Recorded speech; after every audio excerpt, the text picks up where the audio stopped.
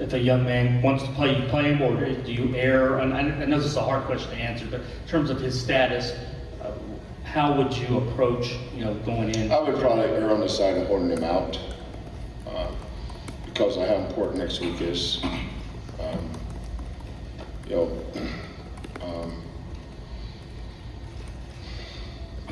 We've won a lot, but the most important thing is Marcus, not winning.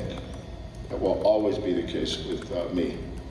His health going forward is the most important thing here. But regardless of whether Marcus is here tomorrow, they're going to keep scoring, right? Or if they keep scoring, you have to try to win. That's what we'll try to do, whether he plays or not. Kelvin, if I could sneak this one in, the meeting that you said you guys had, was that a product of the game? I'm sorry, say it again. The meeting that you had with the team, was that a product of yesterday's game or just this time of year, that kind of deal in terms of wanting to maybe get back? Was it getting back on the same page? Yeah, it's multiple. As a coach, you're constantly coaching. Most of my coaching is not during the games. Coaching during a game is like you writing a story.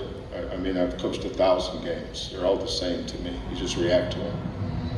But getting young men to the starting line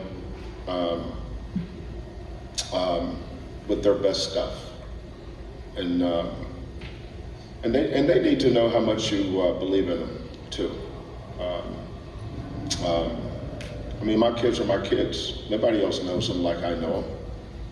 Because you interview somebody doesn't give you the right to know them. Our kids are very tuned in to this program. That's why you very rarely ever see kids transfer from here unless they want to go play. If they want to go play, then we're the first one to help them find the right place for them. But J1's in his 4th year, was recruited as a freshman. Jarace recruited as a freshman. Marcus a freshman.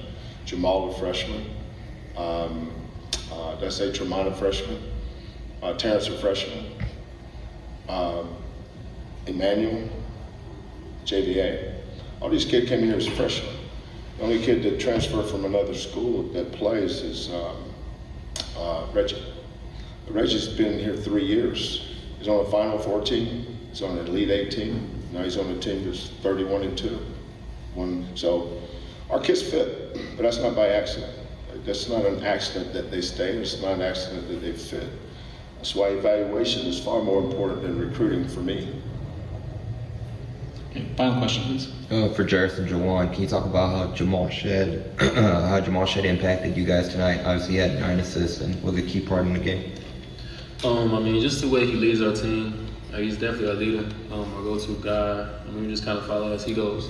He kind of sets the tone in the game with his defense. As a playmaker, he just makes the game so easy for us. Puts us in the right spot, gets us the ball where we want it, when we want it.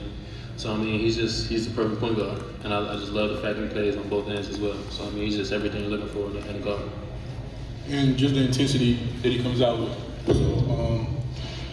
Just the way, sometimes he'll call a play and you might not know what we're doing. He's the one to, let everybody know what to do. If he sees a mismatch or he sees something he can, go at, he does that, and we just feed off that, And I just feel like the most important thing is just having a point guard that, that you trust to make the right play every time. He's not gonna force none. He's not gonna do too much. He just stays solid. And we just feed off that, and as he go, we go.